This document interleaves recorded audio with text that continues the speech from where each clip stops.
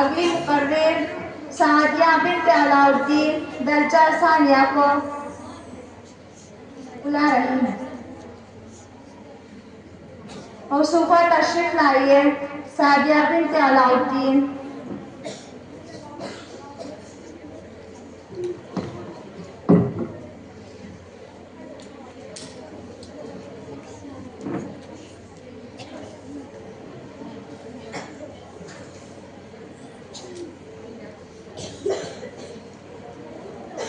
السلام علیکم ورحمۃ اللہ وبرکاتہ۔ الحمد للہ وقفا والسلام علی عباده الذین اصطفى اما بعد اعوذ باللہ من الشیطان الرجیم بسم اللہ الرحمن الرحیم وقضى ربك ألا تعبدوا إلا إياه وبالوالدين إحسانا أما يبلغن عندك الكبر أحدهما أو كلاهما فلا تقل لهما أف ولا تنهرهما وقل لهما قولا كريما واخفض لهما جناح الذل من الرحمة وقل رب ارحمهما كما ربياني صغيرا۔ صدر محترم، اساتذہ کرام اور میری پیاری عزیز و دوستوں، آج اس بابرکت انجمن میں مجھے ایک تعلیم کرنے کے اللہ تعالیٰ نے موقع دیا ہے، الحمدللہ۔ اور میری تقریر کا عنوان یہ ہے کہ حقوق والدین، اور میری تقریر کو غور سے سنیں۔ میں نے آپ حضرات کے سامنے ابھی سورہ بنی اسرائیل کی جو آیات کریمہ تلاوت کی ہے، اس کا ترجمہ یہ ہے کہ اللہ تعالیٰ نے حکم دیا کہ تم اللہ کے سوا کسی کی عبادت نہ کرو اور اپنے والدین کے ساتھ اچھا سلوک کرو۔ اگر تمہارے سامنے تمہارے والدین میں سے کسی ایک کو یا دونوں کو بڑھاپے کی عمر کو پہنچ جائے، پھر ان کو اف بھی نہ کہنا اور ان کو نہ ضرنا اور ان سے نرم بات کہنا اور ان کے سامنے عاجزی کا بازو دکھا دو اور کہو کہ اے میرے پروردگار ان دونوں پر رحم فرما جیسا کہ انہوں نے مجھ کو چھوٹے سے پالا ہے۔ محترم دوستو، اس آیات میں اللہ تعالیٰ نے ماں باپ کے حقوق کو بیان کیا ہے، لیکن یہی ایک آیت نہیں ہے بلکہ قرآن میں دیگر مقامات پر بھی یہی احکام موجود ہے۔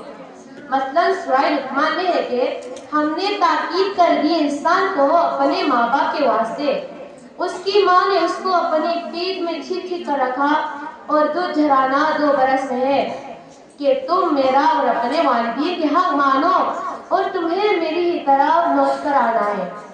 اگر وہ کوشش کرے کہ تم میرے ساتھ اس چیز کا شریک ٹھہراؤ جس کا تمہیں علم نہیں ہے تو تم ان کی بات نہ مانا اور دنیا میں ان دونوں کے ساتھ اچھا سلوک کرو۔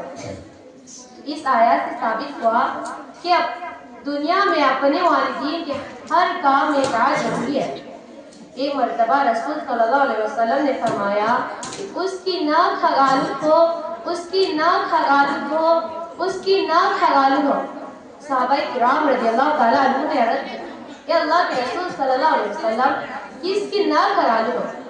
حضور صلی اللہ علیہ وسلم نے فرمایا اس شخص جس نے اپنے والدین میں سے کسی ایک یا دونوں کو بڑھاپے کے عالم میں پایا پھر ان دونوں کی خدمت کر کے اپنے آپ کو جنت کے مستحق نہیں بنائے۔